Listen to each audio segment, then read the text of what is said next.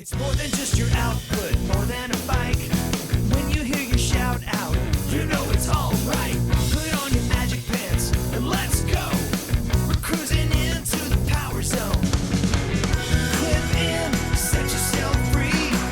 Come on and take a ride with me. We know what you need to know and what's it all about. Everything you need, it's on the Clip Out.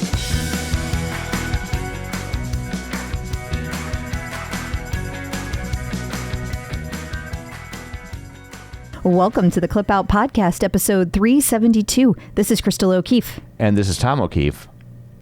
Just making sure my counter's going. The little timer. Yeah. I hit the button and then it didn't work, and then I hit it again, but it had worked, and now I stopped it instead of started it. I think that's towards your work email, but Having a fight with a show. I know. They're being sleazy. I know. I don't like it. I know you don't. I don't like it one bit. Well, you did tell them that. I did, politely, and if they push back, It's going to turn not polite. it's going to get not polite. It's going to get per my last email.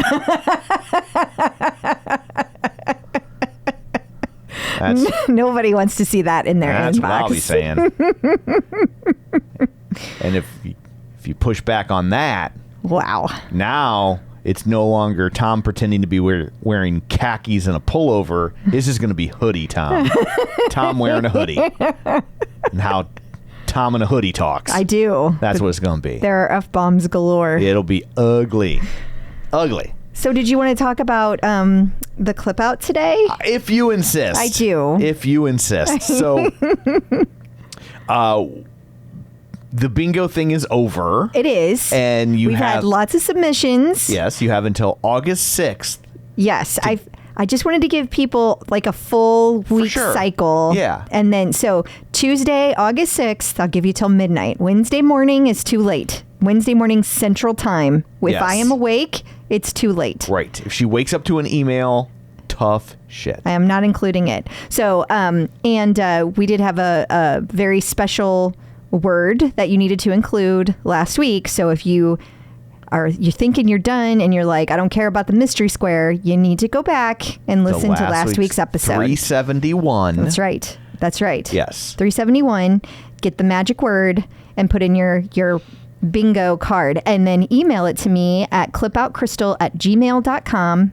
Bingo in the subject line. Make sure your magic word is included. And we are giving away a Sonos Roam speaker. Yes. So one person will be chosen. Very nice Bluetooth speaker setup. It is very nice. Yes. Yes. So, so this week for our guest. Yes. Actually, over the next 2 weeks. It is the 2 weeks. It's a very special conversation with Ross Rayburn. It is. So we had him on the book club talking about his book, and we had listeners on asking him questions. Book was called Turning Inward, if you don't know. And so that's been over on our Patreon for a while, but a lot of people have not partaken in that. Yeah. And it was free. Like, you don't have to give us money to hear it. No. You know.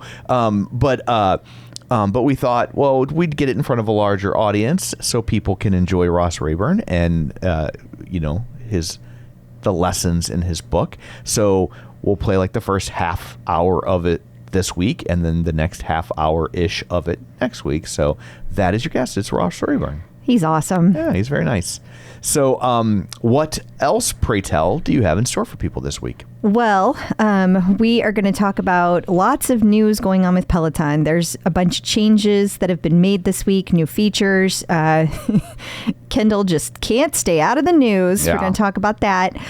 We're going to talk about another store that closed. We've got a bunch of quick hits. We also have a visit from Dr. Jenn, and we're going to talk about what happens when you are a longtime Peloton user and you become disinterested in Peloton. Okay. And then we have a bunch of instructor updates, and we also have artist series, competitors, celebrity sightings, and it's August. The birthday month has begun. Oh, my word. There are 5 birthdays this week. I know. I counted them up. There are 13 Peloton-related birthdays in the month of August. Listen, Peloton is Leo. Yeah. Peloton equals Leo. I don't know what them Peloton parents were doing in November. Well, actually, I think I know exactly what they were doing. I think you do, Tom. Yeah. They really like Thanksgiving. That's all I'm saying. Okay. One was thanking, one was giving. Okay. That's all I'm saying. That's enough of that. All I'm saying. You're like, I don't need that image because my birthday is this month. Exactly. Then you're really talking about my parents. Yes. So before we get to all that, shameless plugs, don't forget we're available on Apple Podcasts, Spotify, iHeart, TuneIn. Wherever you find a podcast, you can find us while you're there. Be sure and follow us so you never miss an episode. Maybe leave us a review. Super helpful. You can also... We got a new review this week. We got a new review. Do you have it at the ready? I was going to, but you got there a little faster than I anticipated. And I have a lot of alerts that come in from Peloton, so I am looking for it. I found it. Okay. I found it. Okay. This is I'm not sure who it's from. Oh, there it is. Scarlett Summer.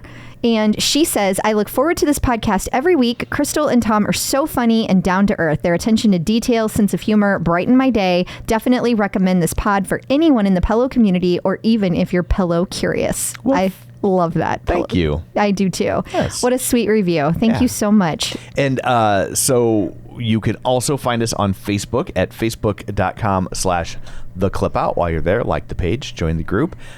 Also, where else? What do we? Oh, Patreon. Patreon.com/theclipout, where for $5 a month, here's what you get. You get ad-free episodes. If we get an episode early, you get it early. And every week, we record an extra episode called The Clipped Out of just stories we didn't have time to get to. Oh, it's a long list this week. In the regular episode. And there's a lot this week. It's a busy week. So, and it's a great way to support the show. Obviously, there are lots of costs associated with something like this between the hosting and the computers and the microphones and the articles. And so it's a way to help keep the things flowing.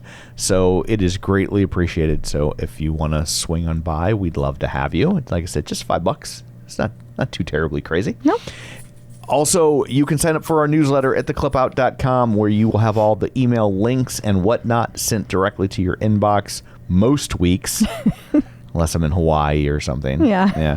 And then finally, don't forget, you can watch all of these videos over on the YouTube. So if you want to see the faces Crystal makes when I get her upset, they are in HD. They are. So there's all of that. Let's dig in, shall we? We shall. Peloton in the news. I thought this was all addressed when Kendall left. It was. But people are always like, but what if they're out to get me? Okay, in people's defense. And Lord knows they need it. Absolutely. This is actually on Peloton. Okay. A person sent a message to Tier 1 support. So AI chatbot. But they were saying they couldn't find the class that they were looking for. That was Kendall's class. And then they get a message back from Peloton, and it says, I know that Kendall has left Peloton, and we currently have none of her classes anymore on our Peloton library. Then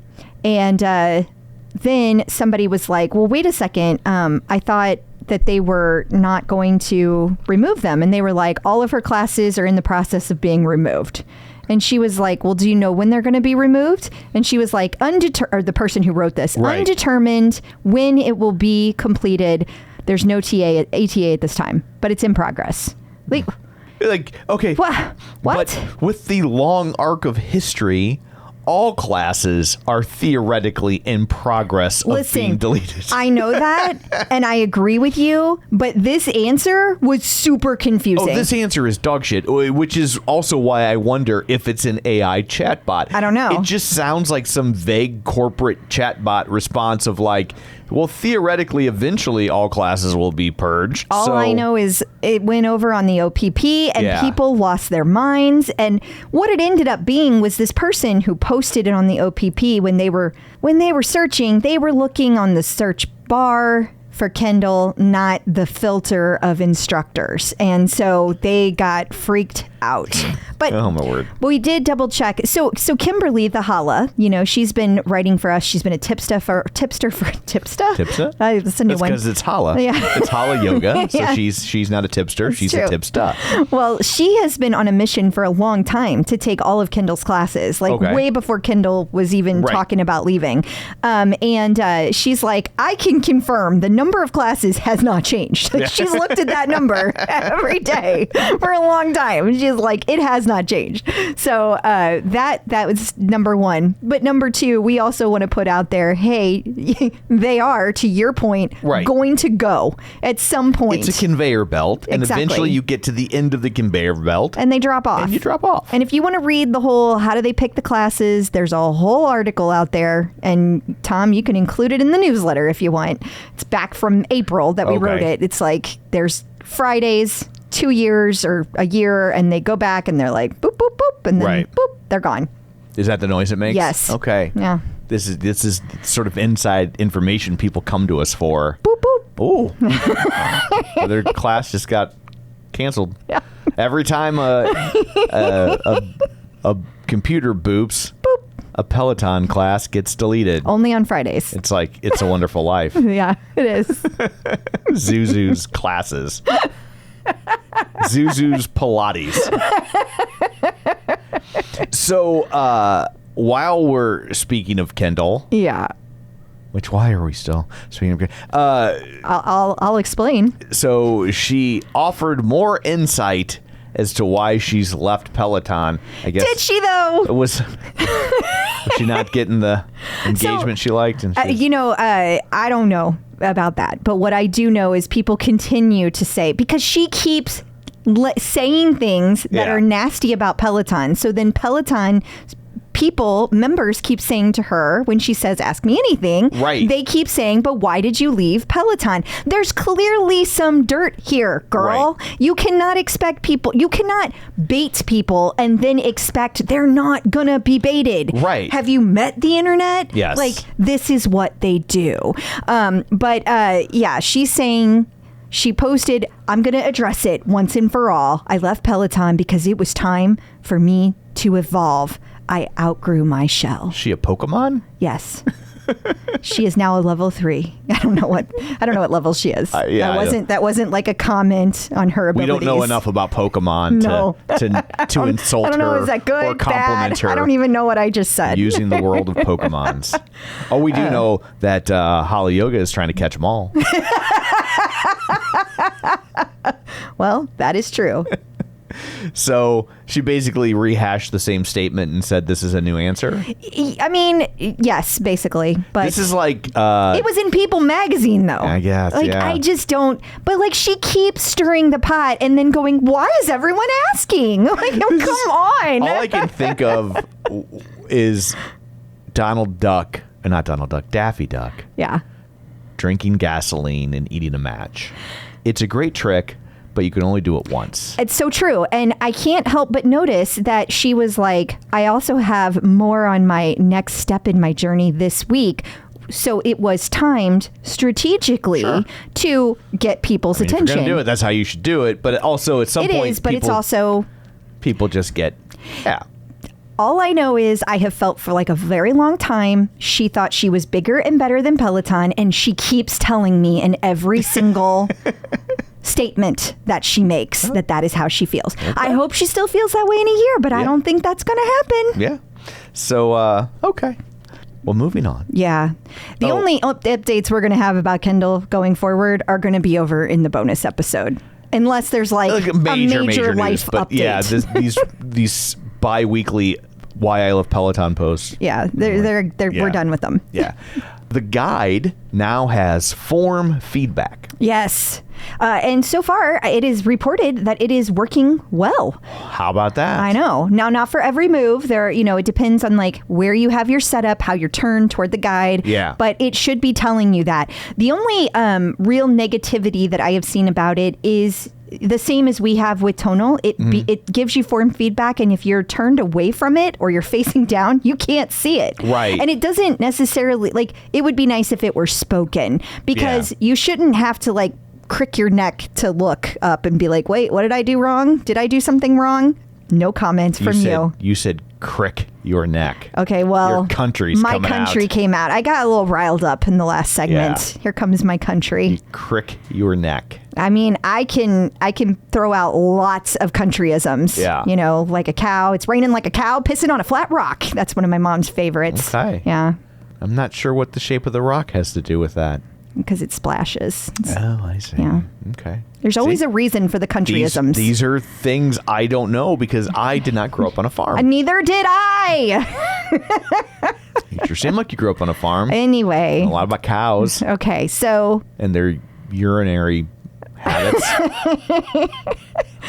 anyway, yeah. So form feedback, people are liking it. Well, I that's don't good. know if it's enough to get people super excited about it. Yeah. But I mean, now is the time. It's $95. Buy one. I mean, they're practically giving them away. They really are. I wonder how long until we see, like, when you buy a bike, they're like, and we'll throw in a guide. Not all the time, but maybe like Black Fridays and stuff like that. I hope it continues to grow, because with them continuing to really grow on the strength side of things, I'm hopeful that they will find ways to continue to make the guide relevant with that. Oh, this is fun. We get to talk about law firms, but nobody's suing anybody. Yet. Yeah, that's fair. But no, you're right. It's fun. It's just an article from ABA Journal, which you can't pronounce it. You have to say ABA, because then if not, you say ABBA Journal, and then people will be like, how come there isn't any news in here about disco? Yeah, that's fair. So the ABA Journal writes about law firms and the perks, and one of the perks many of them are now offering is Pelotons at work. Yeah, apparently at some law firms, you can play pool, table tennis, and get on a Peloton.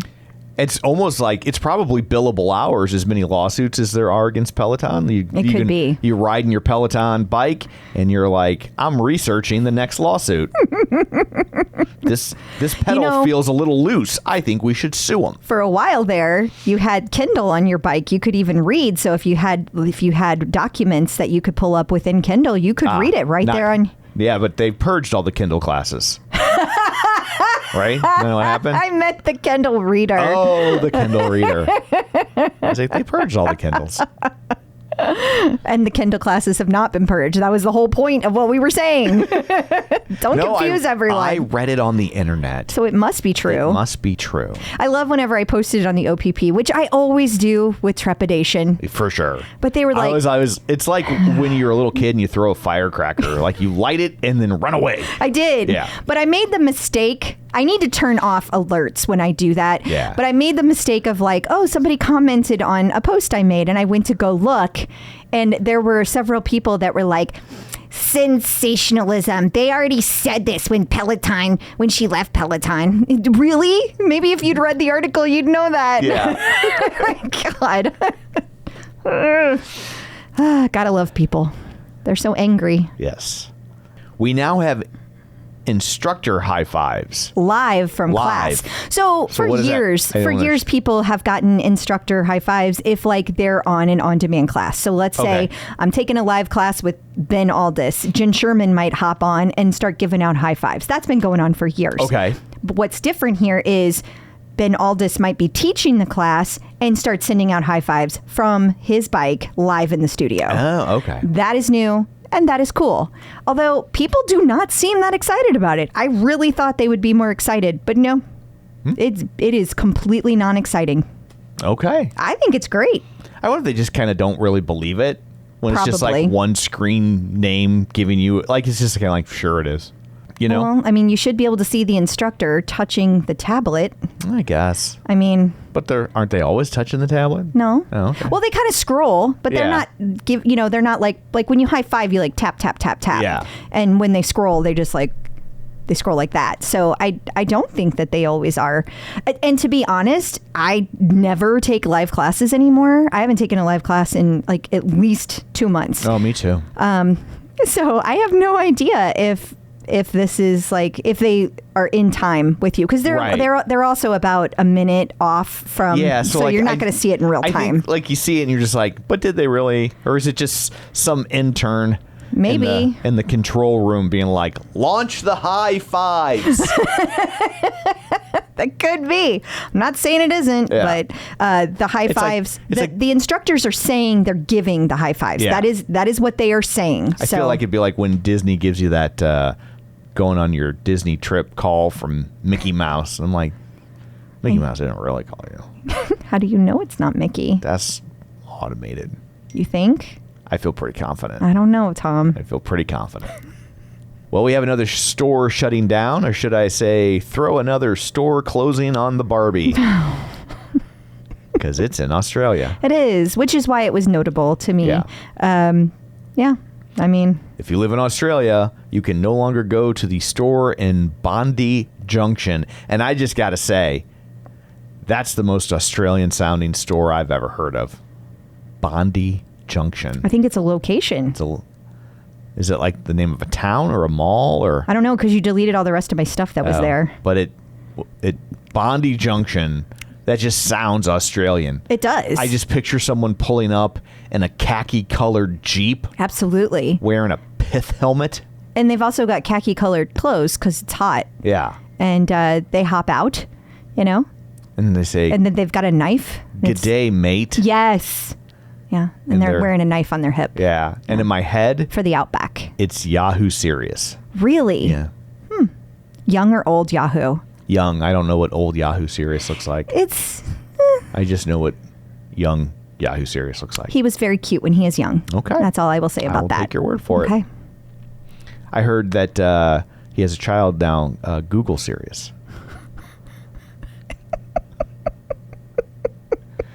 Do you know his father, Ask Jeeves Serious? Or his grandfather, Encyclopedia Serious? Oh my God. I can't help it. You make me laugh. I know it's cheesy. It's partly your delivery because you're so adorable when you say it. Yes, that's the comment we get the most often is how adorable I am. Yes. It's my opinion. Well, that's all that matters. Okay, let's do some Peloton quick hits here. Just talking about some smaller stories. We'll pound through them.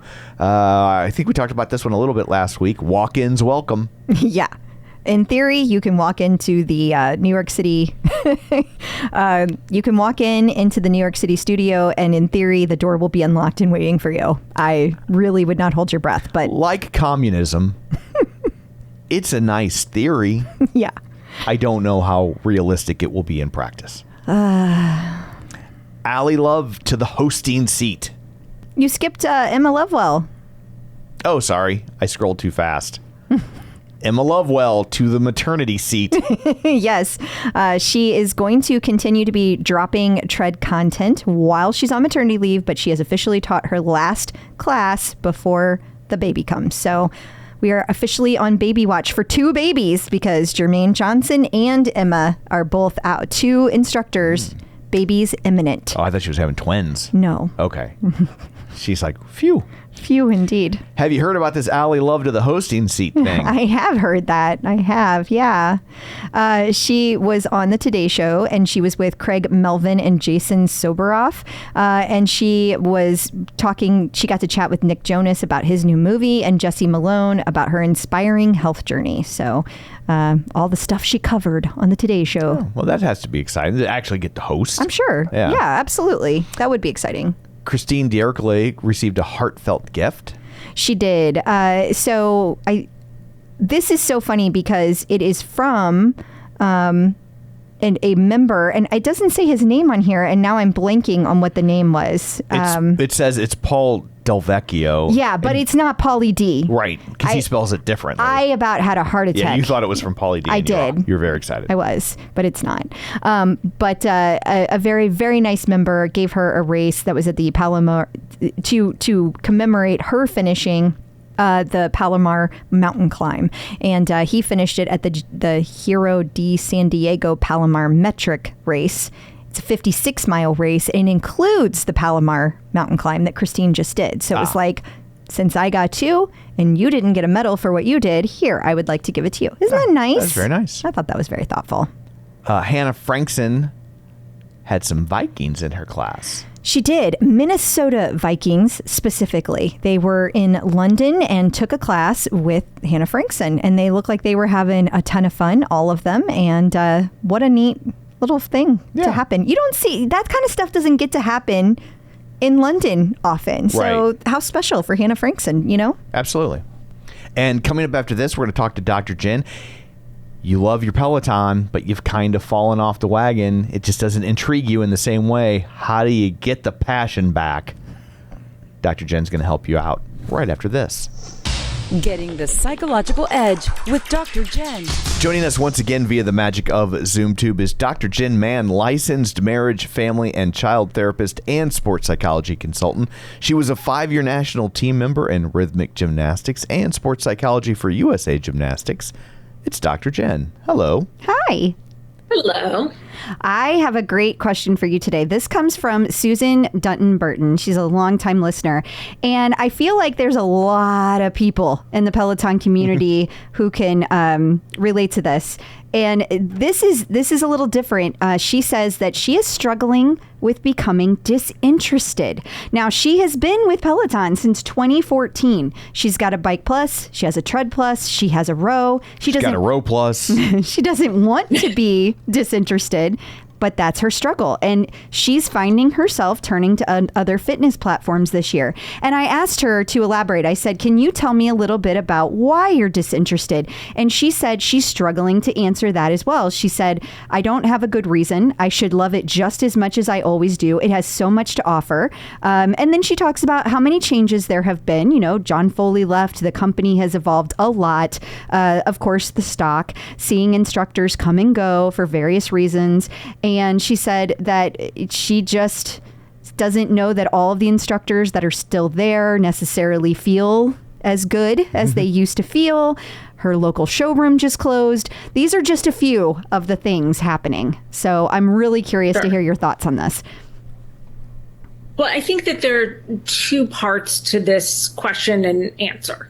I think the first is an emotional part, and I'm going to address that first. And then the second is kind of a logistical, like, what does she need to do to shake things up and get more interested? But I think it sounds like the emotional part is really hitting home more. And I have a feeling, I don't know her, but I'm assuming she's an OG.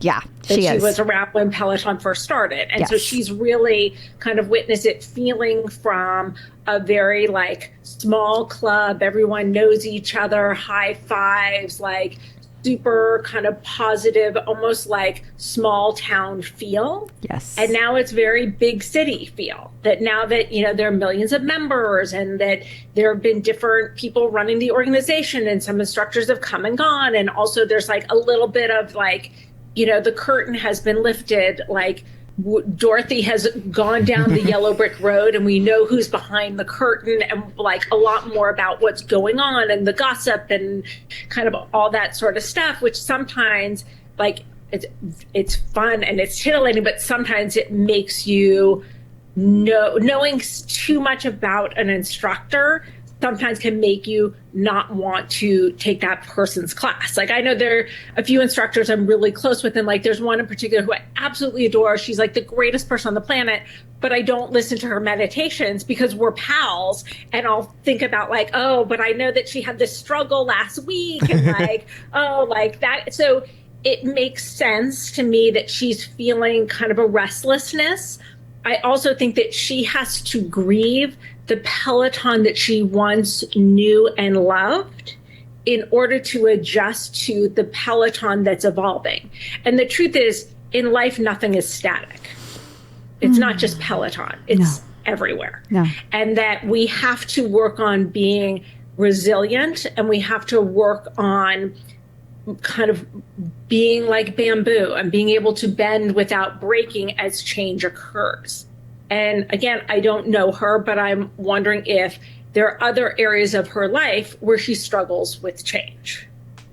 Yeah, that's and a good question. That would make a lot of sense. And we get attached to people, we get attached to a way of things and a way of life. And I think that in order for her to be able to reconnect and be interested again, she needs to have that grieving process. She needs to let herself feel those feelings. And sometimes as someone who is like a hardcore Peloton person, it feels almost disloyal to be like, I don't like this thing about Peloton, or I don't like this change, or I don't like this instructor, or whatever it is. And you have to kind of let yourself have your feelings in order to move through them. When we don't give ourselves that grace and that ability to have those feelings, we try to go around it. There's no going around. We have to go through. And if you don't go through, you don't grieve the loss, you don't move forward. And I think that that's blocking her. And then once she has that experience of grieving that, being able to look at it and say, okay, it's changed. There are a lot of things that feel really different and feel uncomfortable and feel unfamiliar. But what do I like? What has been added to the platform? What's been added to the Peloton world that I actually really like? And so I would recommend now going to the logistic aspect.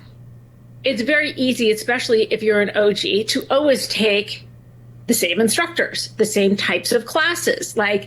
So to me, I would be saying okay, let's sit down and look at all of the classes you take. How many dance classes have you taken? How many Pilates classes? How many shadow boxing? Some of the other more unique classes. Have you listened to Tunde's podcast on the treadmill? Have you done the scenic runs? Have you done the scenic biking or rowing? I would say, what about lane break? To me, it's time to really shake things up. And it's time to try instructors that you haven't tried. Especially new ones, because sometimes there's a tendency to be no, I'm sticking with the OG group. But then you're missing out on some really amazing instructors that are new generation. I mean, there's some incredible instructors, Absolutely. Bradley Rose is amazing. John Hoskins, you know how I feel about John, his music selection, his runs, amazing. There's so many. Susie, incredible. Jocelyn, incredible. There's so many great new instructors. And if you just stick to the original group, then you're missing out. And I think it's important to kind of look at all the different generations of instructors and kind of, where did you stop trying new instructors? Where did you stop trying new classes? And I also think that, and I'm very music based. Yes. But if she is not doing searches under music, start looking for your favorite groups, your favorite bands, your favorite artists, do artist series, do searches so that you can, if you're not inspired by the class, get inspired by the music. There are a lot of different things that can inspire you, but definitely it's time to shake it up and come up with a new plan. That makes a lot of sense. Yeah, attack it from a different direction. Yeah, make absolutely. it new again. Absolutely. Yeah. And make it fun again, too. Look for that fun factor. Yeah, that's a really good point. And fresh. It needs to be fresh again. Yep. And it's very easy to get stuck in the same, especially if you're a creature of habit. And I know I am. And but I really work very hard to change up my workout plan every 4 to 6 months. That makes a lot of sense. Yeah. Well, thank you so much for all that. Until next time, where can people find you? On social media at Dr. Jenn Man, 2 N's on Jen, 2 N's on Man. Wonderful. Thank you. Instructors in the news. Becs Gentry is getting honest. She is. Has she not been? Well, it's a serious subject, and I think we should say here that if you have trigger warning, eating disorders, just in case, tune out now. But for Becs, she said that people are always asking her, what do you eat in a day? Right. And she doesn't answer those questions. And she doesn't want to be rude to people, but she has struggled with not being healthy with her eating habits, that she's gone through periods where she's basically starved herself to look a certain way, and that she is in a great place now with her food and her nutrition, and it kind of puts her in a bad place to talk about all of that. And so when people ask, she's not going to share. Yeah. And I think also with the platform she has, there's probably a lot of people that would just try to mirror what she does, and that might not be best for them. So everybody's different. Yeah, I'm sure she is eating healthy now, but I'm just saying that just because it's healthy for her doesn't mean it is for anybody else. And I'm sure there are a portion of people that would be like, well, if it works for her, it works for me. I'm going to do the exact same thing. And it's like, but you are not the exact same person. Right. So, I mean, how many times have we talked about metabolism with Angelo? Yeah. And like, you know, you might have wherever you're eating right now, whatever it is, 3,000 calories a day, 1,000 calories a day. Your body's adapted to it if you've done it for a while. And so if you go from point A to point B, whatever those two extremes are, your body is going to have to adapt all over again. And if your body's not prepared for that, it's going to be not great. Right. And you need enough fuel to be able to do your workouts. For sure. But I am curious what's going to happen with this nutrition thing that Peloton is working on. Will she just not be part of it? Well, maybe there's different ways to be part of it, right? I'm just curious about it. You don't necessarily have to be like, here's everything I eat for nutrition. Like, she might talk about it in different ways, or it might be a program that people can opt out of for reasons like this, right? Like if they don't That's what I'm curious about. Will they give, I mean, Peloton's always great about that kind of thing and takes really good care of the instructors. So I suspect that it's either opt out or it's exactly what you said. It'll be a way she can participate without feeling pressure. Yeah. Because also, like, if she's not comfortable doing it, then she won't be good doing it. Absolutely. So what's the point of making her do it? I agree. You know? I agree. So I'm sure it'll be fine. They got a system. That's my guess. It's just for conversation, Tom. Oh, sorry. Irene Kaymer announced this week that she will be teaching Pilates. She did. And this is her first time teaching Pilates on the platform. And it's going to be coming out in early August. It'll be on Thursday, August 8th is when we're going to see the first class hit. So that's pretty exciting. And I love that she's going to be doing this. I'm glad that, again, Peloton is still committed to showing, committed to growing classes for German-speaking people, for Spanish-speaking people. It's good to see that. Hannah Frankson had an Instagram post this week about her love of strength training. She sure did. And it was pretty fascinating to people because she talked about how she has been lifting weights since she was 16 in some capacity, not necessarily the same way throughout her life. But she also talked about that she doesn't lift just to be stronger, to see gains. She does it for internal mental clarity, for longevity, all good reasons.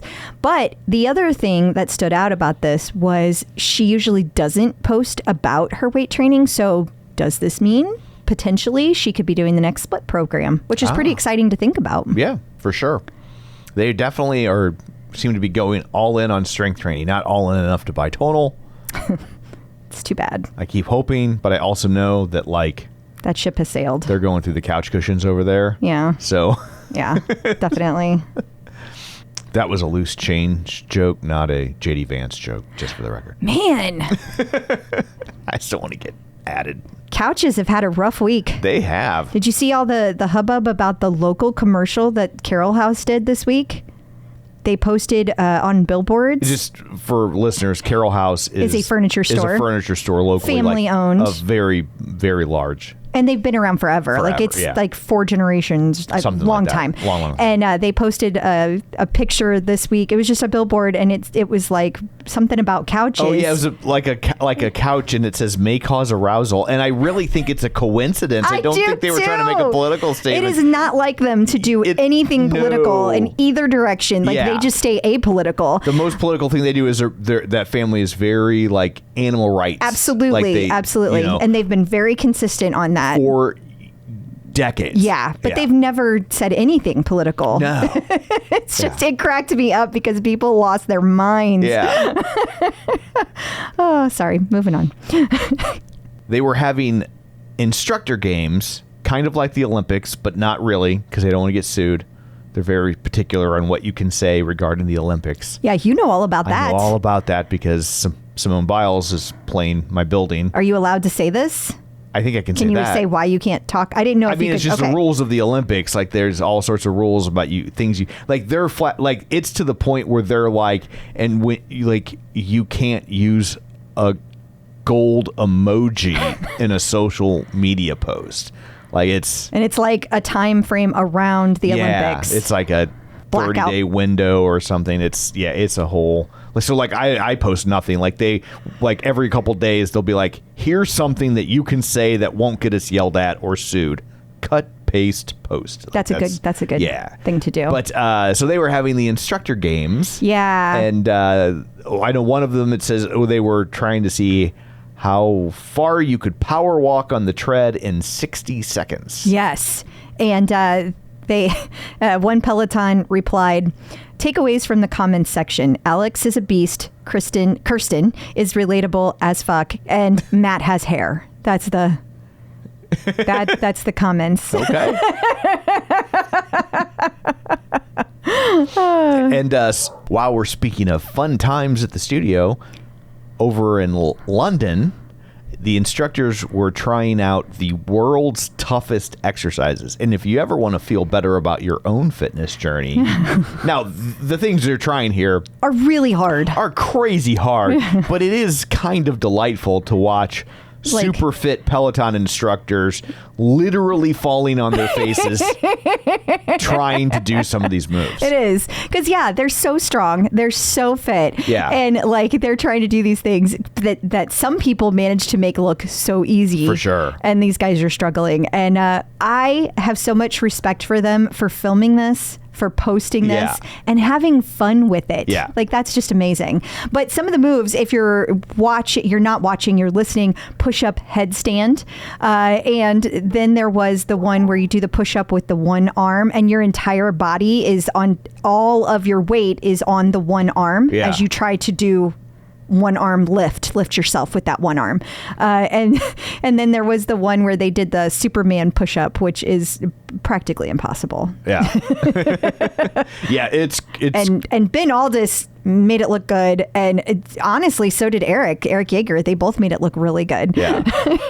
But it is also they include footage of people who can do it, so you can kind of see what it looks like and then see them try. It was the best video this week. Yeah. So if you haven't seen it, you should go check it out. Rebecca Kennedy talked this week about how she's made changes to her routine. Yeah, and to be fair, I think that she originally posted this a few weeks ago. Okay. I think the original post is a couple weeks old, but it really stood out and resonated with all of the helper bees, and so Nikki was like, I want to write an article about this. Yeah. So she did, and talked about how Rebecca has gone through changes. She's gone from running a lot and high impact cardio to low impact cardio and a lot more strength training. And the changes for her have been perfect. She is not saying everybody needs to do that, nor are we. Right. But if you think that this would be something that's good for you, Nikki also went the extra mile and added in an entire routine that people could follow. So it's super helpful. And Dr. Jenn talks about this all the time, about how every 6 to 8 months she's just gotta mix it up, completely changes it just to keep her mind fresh and engaged, but also so her body doesn't just adapt with food, right? Yeah, exactly. Yeah. Tunde was at Faces of Fitness Chicago. Yeah, this was a really big event that took place in Chicago, and we had talked about a few weeks ago that she was going to be one of the people there. But it's really cool to see the actual footage from it. She was really putting people through their paces. It was a hard workout, and there was a huge crowd of people there to see her. So that's really cool. And we will have more stories about Tunde in Chicago in the bonus episode. We sure will. So I don't know what the sudden tie to Chicago is. Well, it is a big part of it is the YMCA connection, which is based in Chicago. That's where the original one started, and so part of that is that connection that's taking place. So good to know. Mm-hmm. And Alex Toussaint has a new Puma release. Yes. For the people. Specifically a pair of shoes. And that's true. In my head, I was like, Puma means shoes. But yeah, I guess it doesn't anymore, right? It does not, yeah. And it's of course his brand, and it's got, his little sayings and stuff inside the shoe. It's got, not only the Puma logo, but it's got AT on the side of it. Mm-hmm. And Alex is very excited about it. Very big in the community for the Feel Good fam. They are all super excited, and I'm pretty sure these are going to sell out, just knowing the Feel Good fam. It seems likely. It does. Peloton artist collaborations. The latest artist series features Kid Cudi. Yes, we alluded to this last week when we talked about, hey, there's going to be a bunch of new ones. Here's your little preview. So week 1 is Kid Cudi, and we have 7 new classes that are dropping, including shadow boxing with Rad. There's going to also be a ride with Cliff, full body strength with Jess Sims, yoga flow with Kira, and a ride with Alex, and a run with Camila. Okay. Checking out the competition. Lululemon found themselves in an awkward position this week. Were they the butt of a joke? We're better than that. Okay. No, we're not. We're not better than that at all. Not in any way, shape, or form.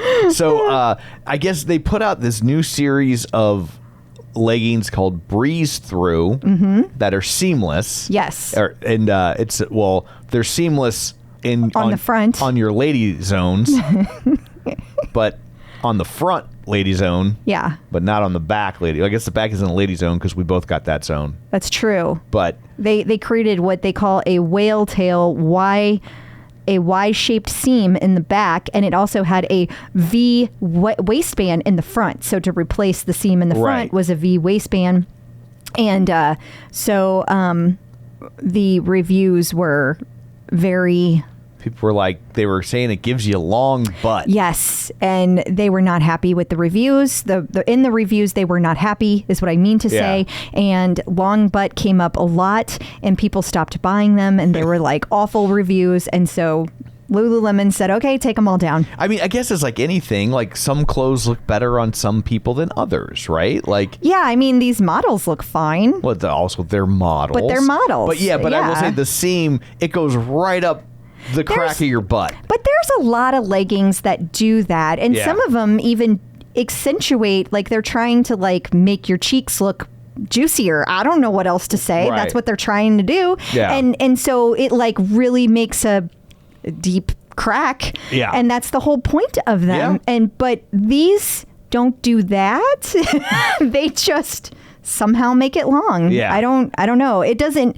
I haven't seen a picture of it on a person. I guess it's like the opposite of mom jeans. Yeah. How mom jeans make everybody look kind of squat. Yeah. Well, and they're also trying to avoid camel toe. Right. And instead, they gave you long butt. Camel butt. Yeah. It was a fail. Yeah. Yeah.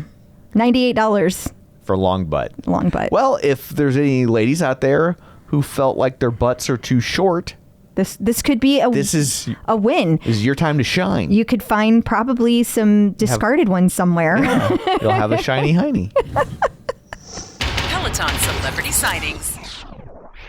We have a new celebrity sighting, Andrea Navedo. Yes, and if you don't know who that is the woman who plays the mom in the show Jane the Virgin. Oh, a very successful CW show. Was it 5 or 6 seasons? Yeah, and it's great. You just finished it? It's been a few months.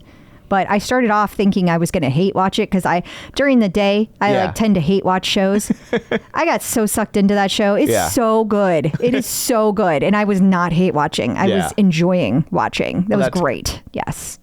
Well, welcome, Andrea. I mean, it seems like she's probably been I'm sure she doing has it for a while, but it's new to us. Yes. I did hear also that the man who played her husband, well, sort of. I don't want to give away any spoilers for those who haven't listened. Jane's dad. Okay. But he, too, who plays Rogelio on the show, he, too, rides the bike. Ah. So I didn't have any record of that. I just heard that. Gotcha. Whenever we were putting this together. So. Duly noted. Mm-hmm. New content. Let's turn our eyes to the TCO Top 5. You have chimed in with which classes you like the best, and we will share them with the class. Coming in, and the first spot is Favorite Run. Yes, this was taught by Selena Samuela. It was a 30-minute Anita run, and Diana Volk loved it. She said, the run was amazing. If you want to explore Brazilian funk, this is a great class, and Selena's cues are perfect for every level of runner. So that is a great way to... That's good, because you don't want to take a class that you're not sure about with music you're not sure about, you know? It's a lot of variables in that equation. It is. Number 2, your favorite split program. Well, Rebecca Kennedy launched her 3-day split last week, and people are loving it. So number 2 is Rebecca Kennedy. Barbie Fisher is loving it. She recommended it. She said that it has 3 45-minute classes per week, and they are designed to be repeated over a number of weeks. Rebecca really encourages you to lift heavy.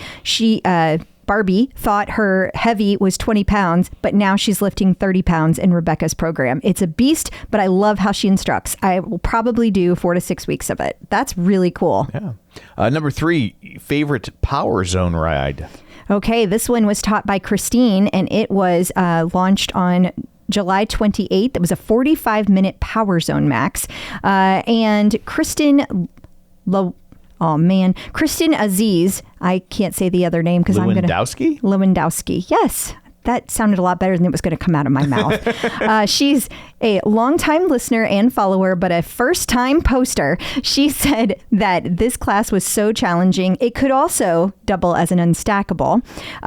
She said she had to post about this class. Maybe it's because she was lucky enough to take it live at PSNY, but the vote for her favorite ride and favorite unstackable are one and the same. Christine took us into alternating 30-second zone 6s, zone 1s, and then into zone 7, zone 1 intervals with a 4-minute zone 1 and 2 recovery in between each set. Tough, but doable.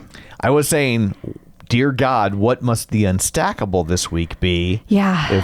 If a Power Zone class is... Power Zone Max. Yeah. Yeah. So number 4, favorite mobility class with this week's guest. Yes, Ross Rayburn. We're taking it back to May. He taught this class. It was a 20-minute full body mobility. And obviously, his content is still on the platform. And you notice how it's just happening and he doesn't make a big deal about it. But anyway, Sonia Norman picked this class, and she said for each exercise, Ross first had you engage muscles for stability, which enhanced the mobility part of the movement. It was so effective and I felt great afterwards, and the playlist was great. Songs from Hozier and Billie Eilish. And finally, your favorite unstackable. Woof. Okay, this is a toughie. This is a 60-minute full body strength with from Adrienne Williams, taught on 7/20. Felicia Allen recommended this as her favorite class and an unstackable. Adrian announces his weights, and his heavy weight is 60 pounds, just for reference. This class starts off cool with some heavy lifting sets, then transitions to conditioning with medium weights, to where you question everything you ate that morning because it's on its way back up. But I do it all again. Oh, I love it. That is definitely a very worthy unstackable. Nice job, Felicia. And now let's take a quick look at this week in Peloton. We have new scenic classes. We do. Yeah. These classes are taking place in Nara Park in Tenerife, and you can do that on the bike, the tread, or rowing. And they all dropped on July 31st at 10 a.m. We have a 2-for-1 stretch. We sure do. This is from Allie Love and Hannah Corbin. 2-for-1 stretch, and it is starting on Friday. New Iconos Latinos classes. Yes, and these classes are going to feature Rad, Mariana, and Camila. They are all going to be on the live schedule this coming Saturday for strength, yoga, and cycling sessions. And a 45-minute power flow. Yes, and it's led by Mariana, Sunday, August 4th, 10:30 a.m. Eastern. So this one's focused on building strength and flexibility. So Just Workout has gotten a new feature. It has. Yes, this is pretty exciting because whenever you're taking a class on the tread, you have this digital 400-meter running track that you can use when you're taking Just Run or Just Walk modes. And then you're going to be able to see exactly where you are in relation to the track. So it kind of like, if you like track workouts, this can be a way to bring that into your home setting on your tread. Gotcha. It's also helpful. It gives you that like nostalgic vibe of racing games like Mario Kart, because there's a little map on the side of the screen. And I guess technically treadmills are side scrollers. That's true. Yeah. That's true. That's a good point. Andy Speer has launched Density deload. He did, yeah. And so he's like, okay, this is for the folks who just finished up his new density program. And he is like, this particular deload is a mini program. He would suggest that people take it in between. So like do this and then go back and do another round So if you don't want to fall out of the rhythm of the workouts by taking a full day off, it's a way to keep movement, but without taxing yourself. You like back it off. Yeah. And then you bring it forward. So we have the whole thing over in an article on theclipout.com.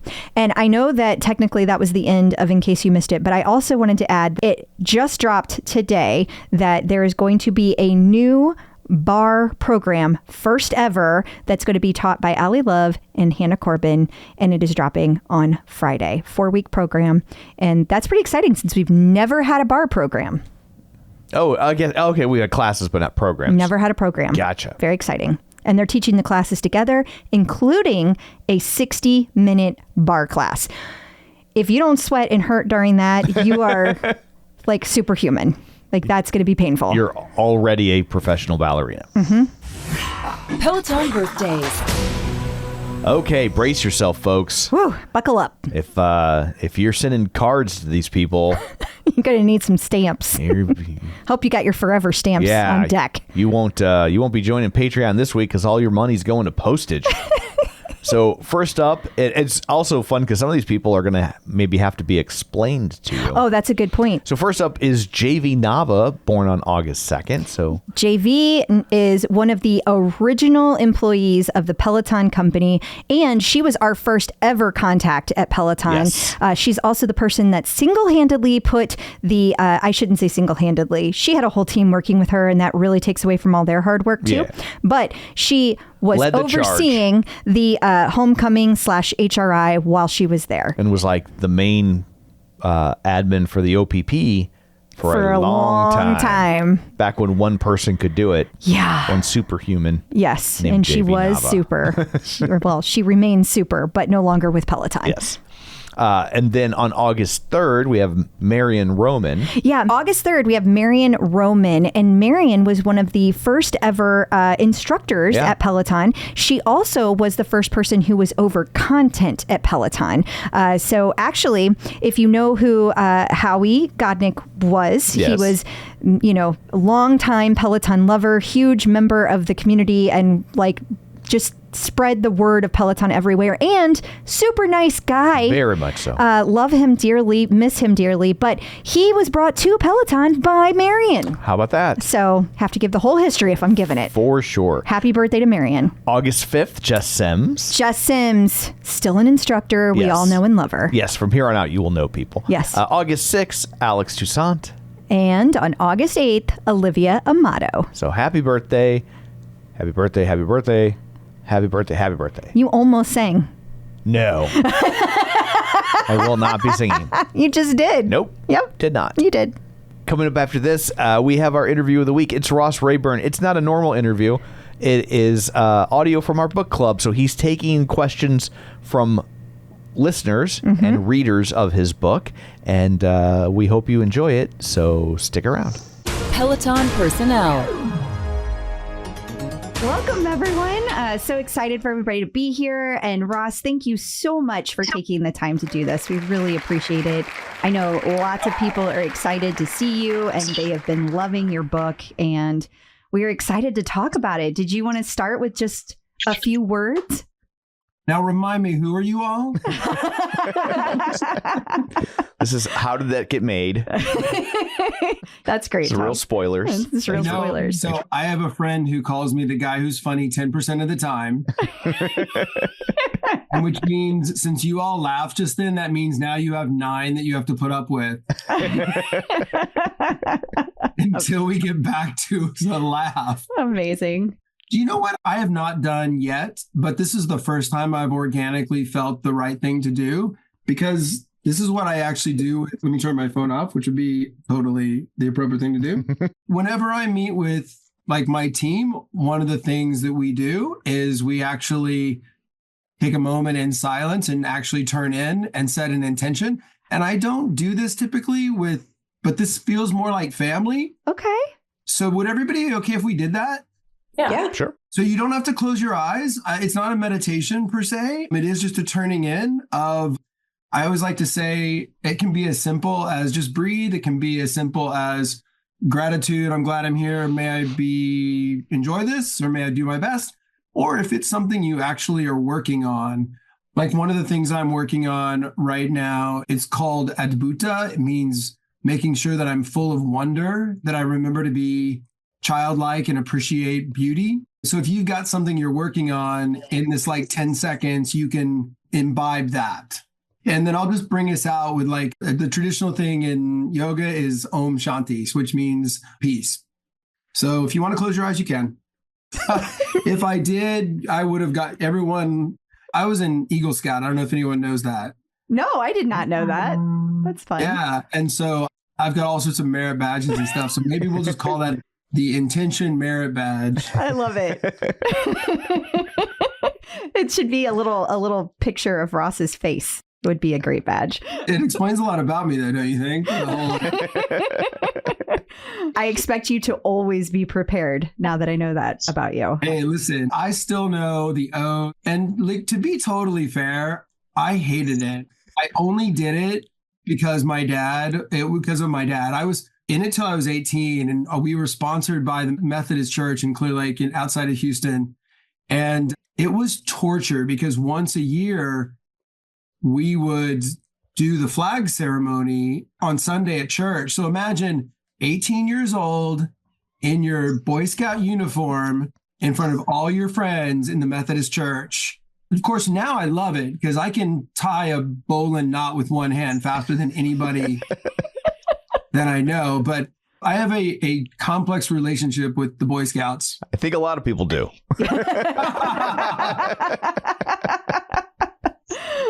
I think that is true. Well, let's see here. Do you want to start with some questions about the book and jump in? That sounds great. Again, thank you for having me. It's an honor to be here. And how many people do we have on the call? It looks like right now we have 33. And I think that we still might have some people that are still going to trickle in throughout. Thanks, everybody. And I'm going to do one thing because she's like, this is usually her time. Come here. Come say hi. Come say hi. Hi. This is usually her time. So this is Hattie. Aww. Hi, Hattie. Hattie. It's usually her time. So she was below my chair, just like. Aww.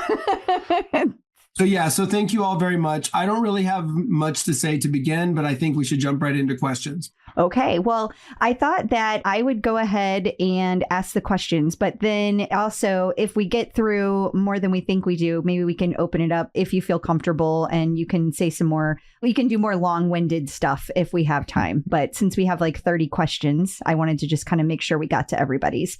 So the first question is from Maria. And she said, how long did it take you to write the book? 10 years.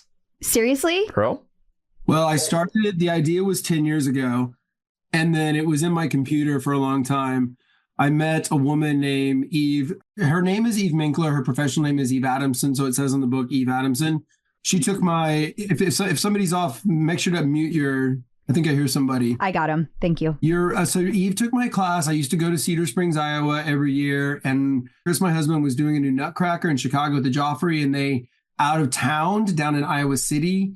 And Eve came down there and said, hey, last time you taught, you say some cool stuff. If you ever want to write a book, she's a professional ghostwriter. Cut to idea, really good. You're not famous enough, but you can self-publish. I'll help you. Cut to Peloton. She called me back up in 2019 and said, you know what? Now, because of Peloton, you've got the platform. Publishers will now talk to you. Because unfortunately, no matter how great a writer or no matter how great your idea is, the way the publishing world works, for good or for ill, is, you've got to bring something to the table platform-wise. And so love Peloton for 1,000 reasons, but one of them is I would have never gotten to publish this book without them and without Eve similarly. So we started the proposal, I'm going to say late 2019. We sold the proposal the week. So Chris won his second Tony in June of 22 for Michael Jackson for the MJ the musical. And I sold the book the Friday before the Sunday of his Tony. Oh, that was a big week for you guys. Yeah, no, but what was so funny was I was like, Chris was like, won a Tony. I'm like, and I sold a book. I knew it was going to be fine. And one of my favorite stories is Chris's first Tony for American in Paris.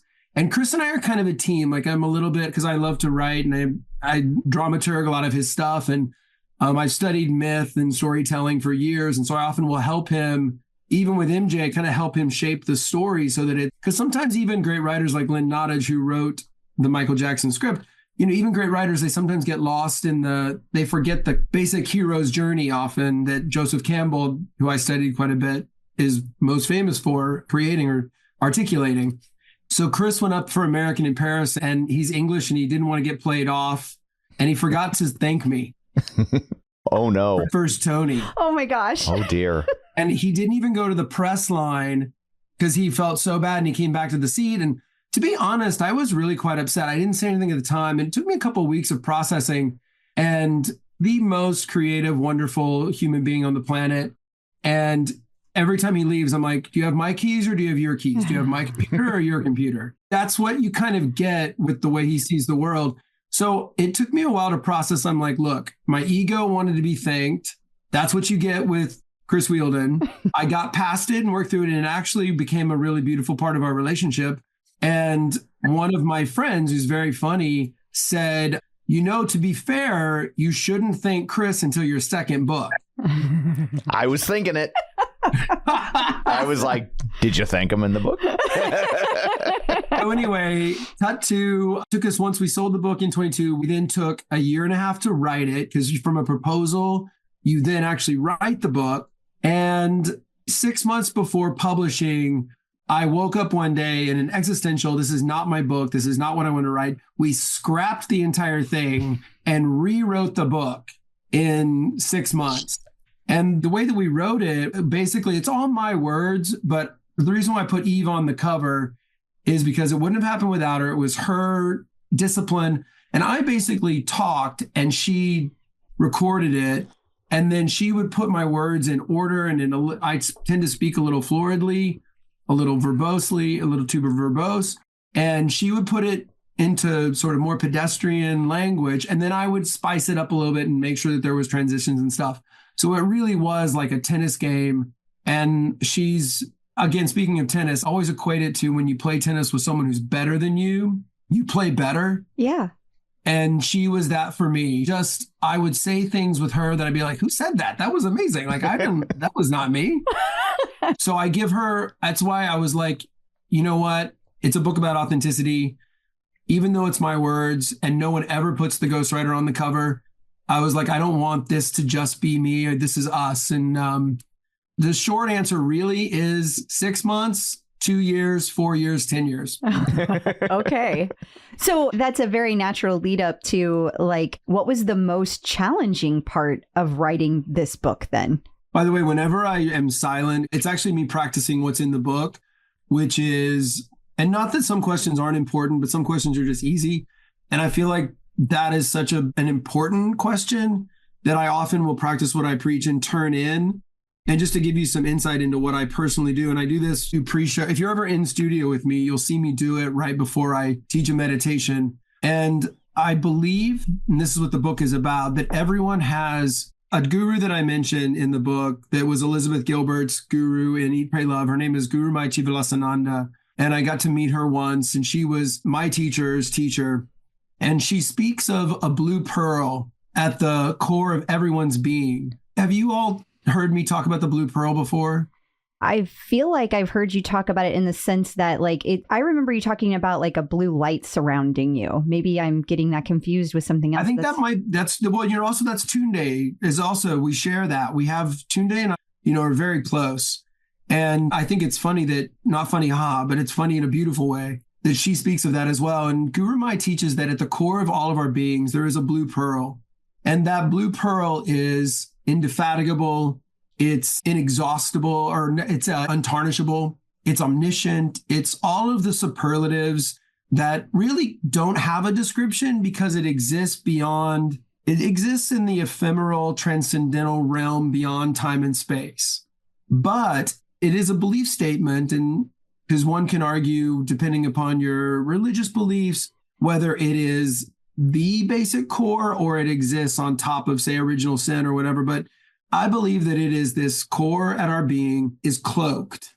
For some people, it's so cloaked that in this lifetime, it will never penetrate those cloaks such that it manifests in terms of any kind of luminosity or effulgence or generosity or benevolence, meaning, in other words, evil.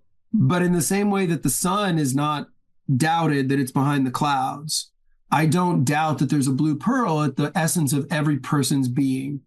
And that allows me to have a lot of patience and belief and faith, not to stop fighting sometimes, but at least to fight or to assuage or to bond, because that ultimately I know that I'm talking through a cloak to someone's essence and their blue pearl.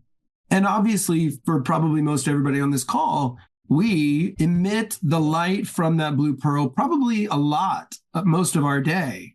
And yes, it gets cloaked and it sometimes feels like it goes away when we feel like an imposter or when we just so angry or so sad or so fearful. But whenever I would go through a moment, to answer the question, that was challenging, and I think probably the one that I alluded to when I woke up that day and the book was written, and I woke up after reading it all one day and realized that this was the culmination of something I envisioned 20 years ago, that it wasn't what I wanted to say, that this was likely my one chance to say to the world what I wanted to say. And it was done. It was kind of like the ship had sailed and it wasn't what I believed. Wow. And I woke up and I was it wasn't really depression, because I don't believe that's the right word. I believe in that's a clinical word. But it was so awful that I basically did what I believe, which was I turned in what I do before meditation. And you can tell I've been on a plane. I just got in from London yesterday. Yeah, you've been everywhere. I've seen you on so many shows. I sat down in the place where I meditate in the morning. I looked in and said, what do I want to say? Like, I almost think of it in the third person, like you, Ross, the spirit that we all share, goddess, essence, whatever you want to call it. I don't really give a name to it because I feel like I believe that it's there, even though I don't need to know what it is. But I turn in toward it in a very, almost the way on vacation when on your fourth day on vacation, you relax and you really feel the sun on your face. Like, can you all picture that? Mm-hmm. And I turn into that and just said, like, what? And then what came, like, literally, like what rises up, almost like a bubbling up from earth, was a very simple triadic idea of what do we share, which is the capacity to turn in. What is the problem, which is that we are all apparently separated, and that apparent separation is the source of our suffering.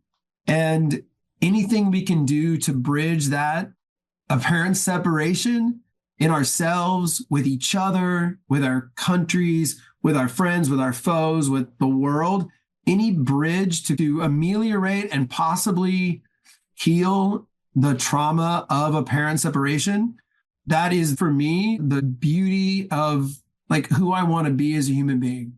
And so that basic idea of we're all together, we feel separate, let's find a way to remember that we're together. That simple triad gave me the formula to go back and say, Eve, we've got all the words, let's reorganize the entire thing. And it was very scary to say that to her. And to her great credit, she's like, I'm in, let's do it. Wow. That was my next question. Oh, what did she think of all that? Yeah, that seems very scary. Didn't faze her a bit. So is that what you're saying, that having to have that conversation was the hardest part, or realizing that you hadn't said what you wanted to say was the hardest part? Yeah, I think just waking up, the moment of thinking that it was lost, that everything that I had worked for, because I really did envision this 20 years ago so in about 2004, I thought, okay, I love what I do. I love teaching yoga. At the time, I didn't love teaching meditation, but my theory was if I'm going to change my life, I need to start aiming toward building credibility internally, meaning learning kinesiology, physical therapy, how to be a great teacher, how to be a great storyteller, eventually then how to meditate, how to teach meditation, anything that actually led me toward being an authentic expert in this world of yoga.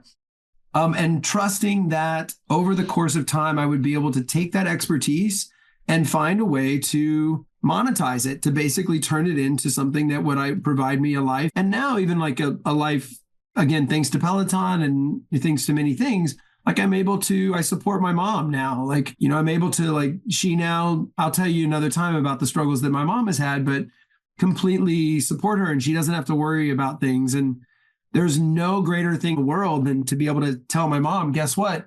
You don't have to worry about money. She's never had anyone say that since she was 20 years old. Wow. And so to have that culmination and then waking up one day and realizing that I missed it, that I got it wrong, that morning was one of the worst days, one of the worst moments of my life. Well, you sure made a comeback from it.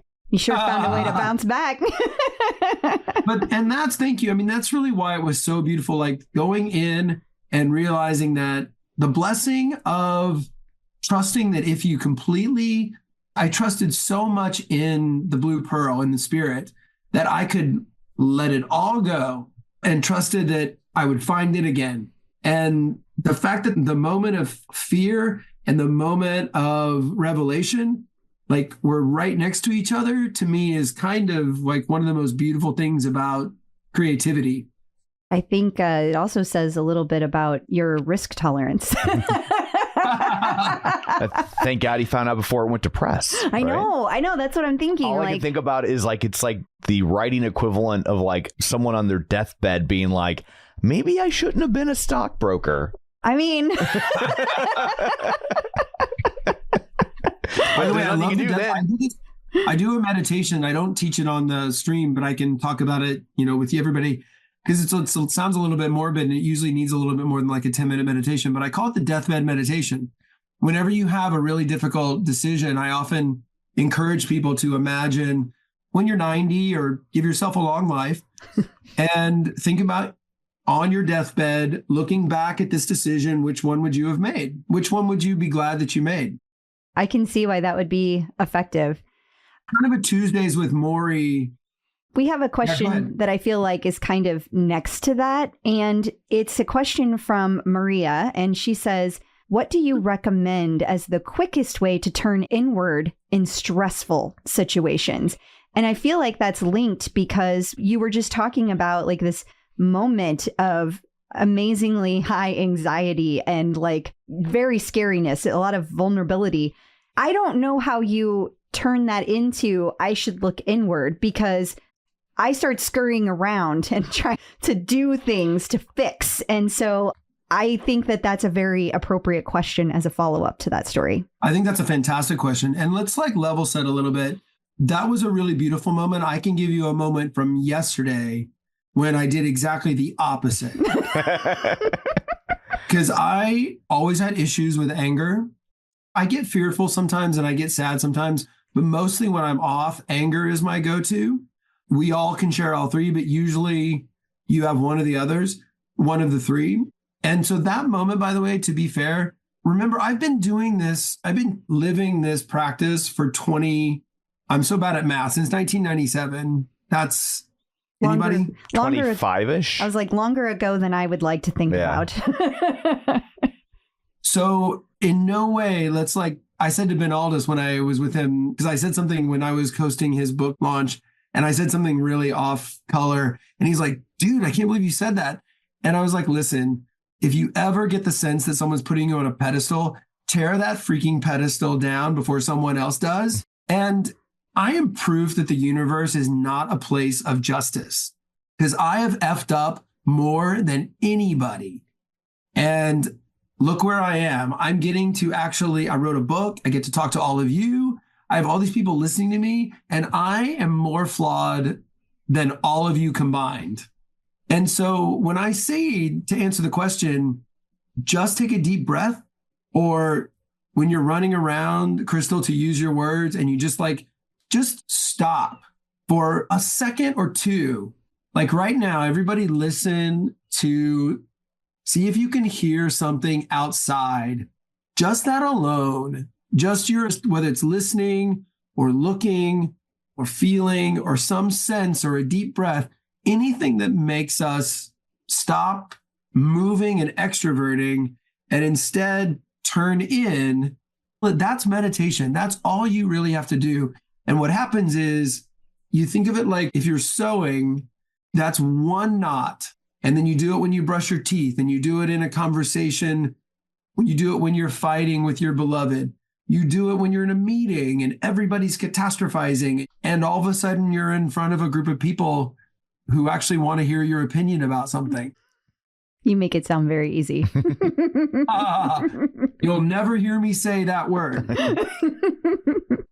So next time, Crystal, when you accuse me of not listening, I was turning inward. That's what No, I was told. And listen, and here's the thing. You can say that, but if it's honest, because like a friend of mine said to me recently, because I often use the thing about binging a show on Netflix can actually be turning in. It can be, but it actually only has efficacy if A, you were really doing it, and B, you imprint, like let's say you actually said that you said I was actually turning in and not listening. It's really only efficacious when you say to yourself in the moment or after, and definitely before you say something, or maybe even after, where you said, I actually did that for affirmative, progressive, benevolent purpose. And then corollary bonus, I'm going to remember that imprint of benevolence so significantly that next time when the shit hits the fan, I'm going to remember that moment so that I handle that situation with either more mindfulness, more aplomb, and possibly even so much more goodness that it's not about you, but that moment when everybody else, again, like I said before, is cursing the darkness, you're able to be a beacon of hope and light when everybody else is cursing the darkness. That's when that moment is not just I was turning in, but it actually became the source of you being the teacher. That's high standards, Tom. Yeah. That's this is not on the approved list, but I feel like I can ask it as a side note. Are you quite a reader, Ross? I feel like you read a lot. There's a lot of books behind him. I have at least 8 books going at one time. Whoa. You have quite the vocabulary. That has come up a few times in my conversations with other people. No, that's only because I have vocabulary toilet paper. There's a word on every sheet. It's amazing. What was the word of the day today? I'm kidding, Crystal. It's a joke. I don't actually have vocabulary. If someone wants to make it, I'll buy it. But I actually have that. It sounds expensive. It does sound expensive. Plus, you wouldn't would you use one? I don't know. That's a very good point. You might have to make a whole sentence before you could finish your business. You know what? I do. Thank you. I appreciate it. It's actually a very kind compliment. I love words. I love etymology. And if anyone has, raise your hand if you have kids. If you have kids that are studying for the SATs or in elementary or junior high, get them to Latin is great. That's what I studied and I did pretty well on my SATs. Study Sanskrit. Sanskrit is the top of the Indo-European chain. So all of Latin, all the other, they come from that. And so for instance, one of the words in the subtitle is authenticity. And again, this wasn't one of the questions, but I'll try to do the short version of this. The sound om is actually ah, oo, and m. Ah is the sound of creation, like a baby crying. Oo, the letter U, is about refinement because you close your mouth and you make the sound oo. So in the arc of narration, ah, oo is sustenance and life. And the M is the denouement or the dissolution. It's one of the few consonants that you can actually sing. You can hum. And then there's actually a fourth sound called a turiya that's the silence between the next wave that's next om. But it's why M-A for the next ohm is all the mother, material, anything to do with creation is MA. And so, for instance, and then one more thing, the letter T is a cross because it's time and space. It's actually time and space. And so anytime you have something that is like the word heart, or it's actually even fart, anytime you have RT, R is movement, T is a fixation in time and space. And so that's why AUT is creation, U, refinement, and T, a creation in time and space. So authentic, author, auteur, all of that is about creation, sustenance, and a fixated piece of art. And therefore, to live authentically is you become the author, the creation, and the sustenance, and the imprint of your life. You write your own story to be authentic. Wow. It's all kinds Study of... Sanskrit.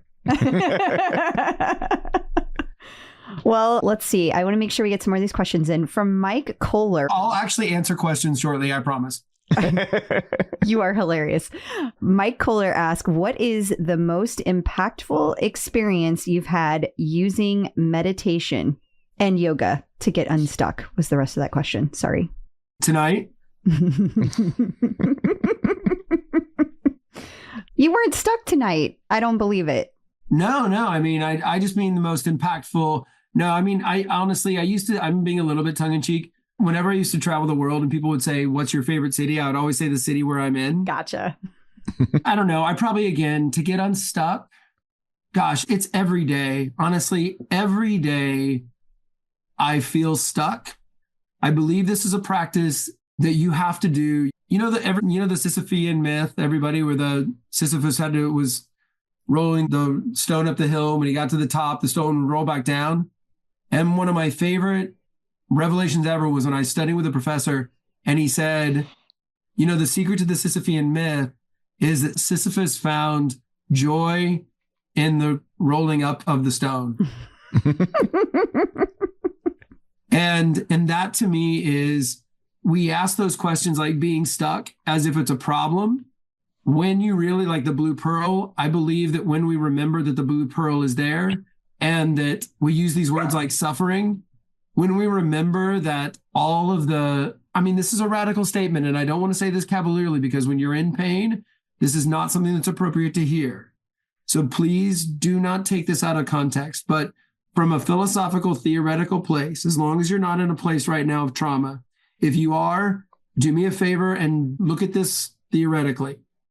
But the radical view of this is that even in a moment of great pain, to be able to see that pain as a privilege, to still rise above it or go beneath it and find light. I mean, if you're a religious god or goddess in that pain, then when you're not in pain, the celebration of abundance is not only better, in my experience, it becomes about like this.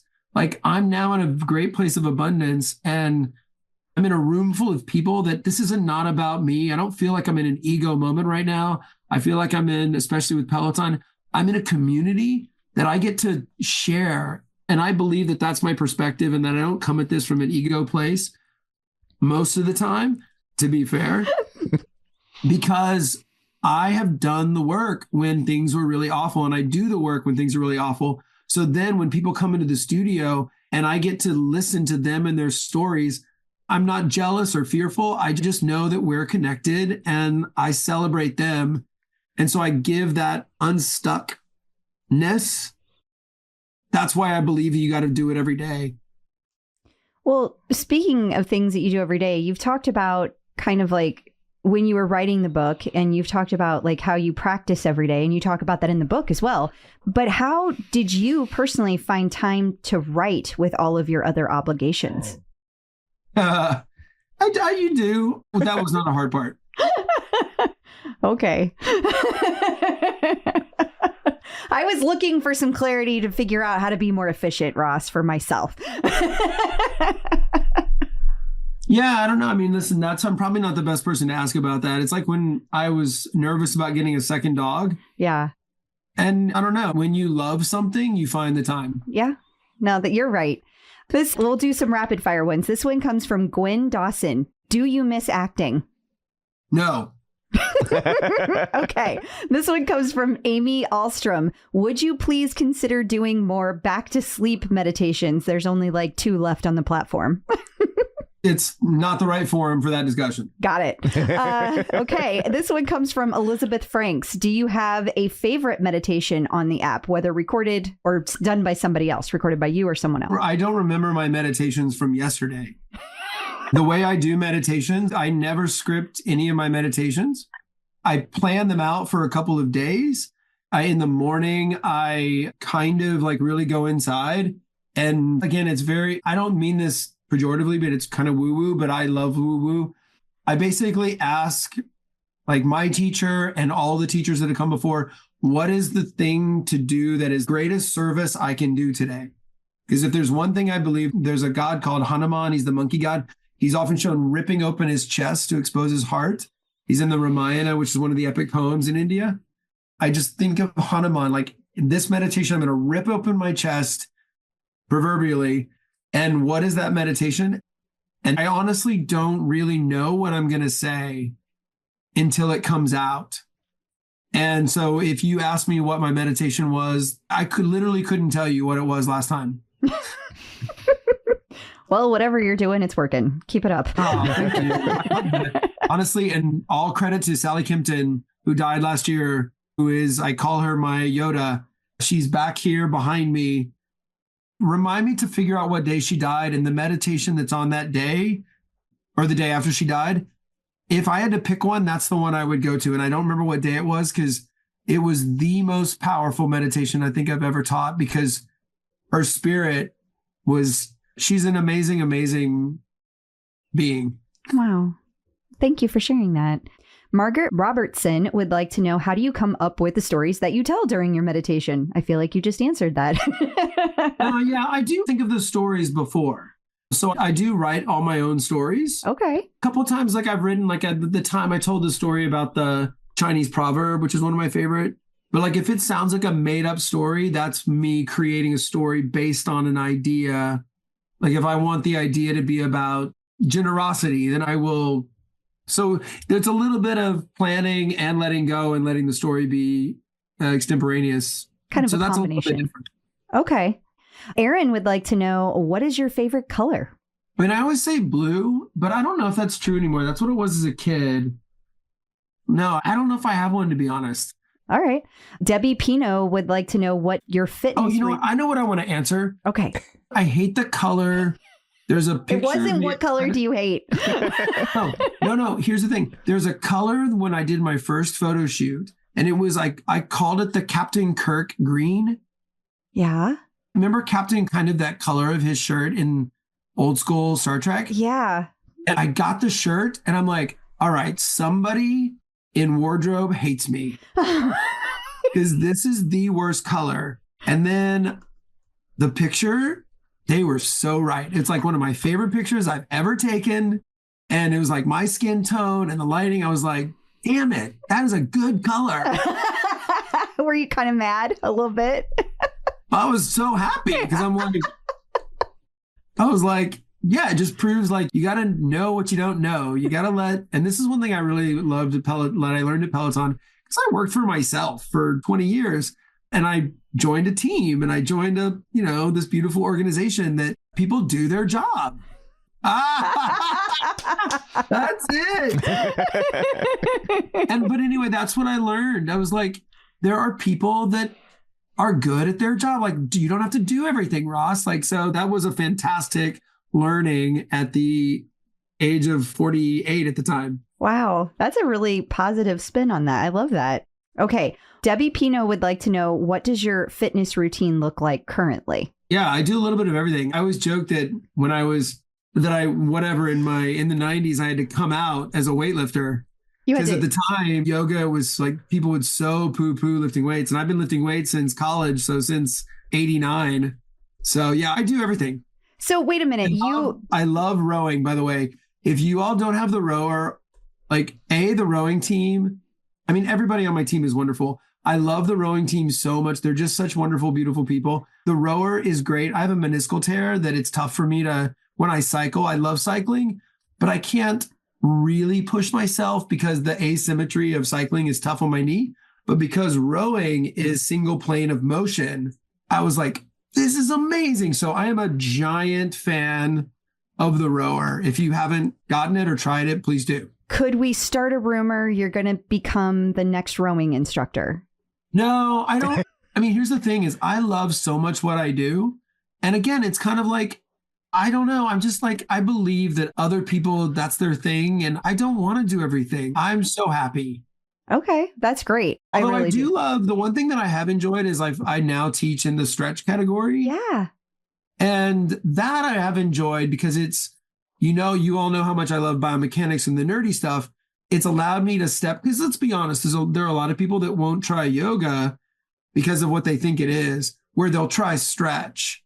And so it's been nice to be able to be in that silo because a lot of people then get to see that I do know a lot about the body and it doesn't have to be yoga. Yeah, no, that's a really good point because there is kind of this like attachment to the word yoga, even though really yoga and stretching aren't all that different, right? I mean, well, they are, but I think let's just leave it there. Okay. Fair enough.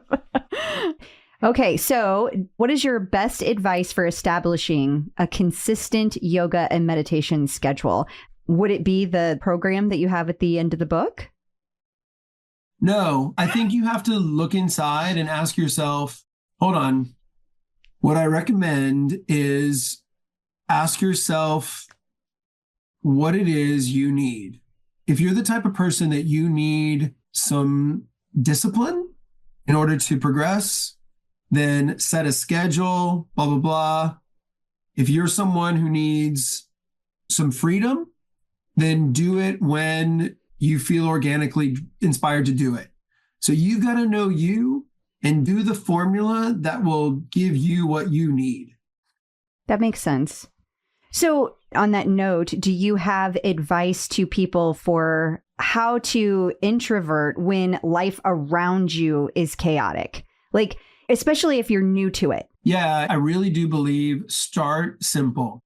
Find something like whenever I can't introvert, whenever I get up in the morning and I'm so angry, I'm so like, I'll have a dream that it makes me so mad. It takes me a while to realize that it's not true. And for whatever reason, say something just whatever is just gone wrong in life. I'll go into the shower and I'll look at the water coming down and I will say to myself, well, at least that's the same. At least water still goes down. Gravity didn't change. And that to me, that kind of basic reality, that basic truth is enough to not fix it all, but just a moment of reset. And so it's whether you pause before you speak, you listen to something outside, you put your hand on a tree and just say to yourself, this tree does not give a rat's blank about my problems. You find something that gives you the freedom to not feel insignificant, but the freedom to take a deep breath. And that can be enough, again, not to fix the problem, but it can be enough to turn you toward the blue pearl and possibly enough to go in a new direction and maybe even enough to become more, and this is what I'll close with, to become more of who you already are. That's beautiful. Thank you so much for all of this, Ross. We really appreciate your time, and everybody that I have talked to has very much enjoyed your book. I enjoyed your book. I enjoyed reading it, and I've recommended it to so many people, including a tonal instructor. It was a great read, and I really appreciate it. And it's definitely something that I can use daily. So thank you so much. Yeah, thanks, everybody. One thing I'd like to say, if you haven't read the book yet, chapter 3 and chapter 4 are kind of the more dense philosophy. And it's the kind of thing you actually might want to sit with a while. I recommend get through 3 and 4, get to 5, because chapter 5 gets back into the daily, the quotidian, how to navigate when you're angry, when something bad happens, when something good happens. And then the last thing is that I would love, obviously, if you don't already take my class on Peloton, please do. If you don't like my class, I have a wonderful team: Aditi, Kristen, Anna, Mariana, Kira, Chelsea, Nico. And then there's this other guy, I don't know his name, but he doesn't matter. One of my favorite last stories that I'll leave you with actually is I was in the airport, and this woman comes up to me and says, oh my gosh, you're Ross Rayburn from Peloton. I'm like, yeah, I am. And she's like, I love Dennis's yoga class. And I was like, me too.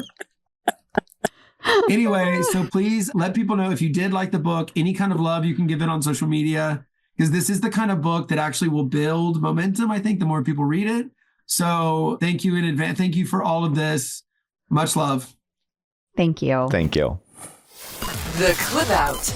So I guess that brings this episode to a close. Until next time, where can people find you? On Facebook at facebook.com/Crystal D. O'Keefe, and on all the socials and the Peloton leaderboard at Clip Out Crystal. And you can find me on Twitter at Roger Kubert, or on Facebook at facebook.com/Tom O'Keefe. You can find the show online at facebook.com/The Clip Out. While you're there, like the page, join the group, and of course, don't forget our Patreon at patreon.com/The Clip Out, where for $5 a month you get all sorts of bonus content. You help us out, which is greatly appreciated, and you get ad-free episodes and bonus content, and like another 15, 20, 25 minutes, depending on how long we talk, every week, your own little mini episode. So come join us. So until next time, thanks for tuning in, and keep pedaling. And running. And rowing. Bye.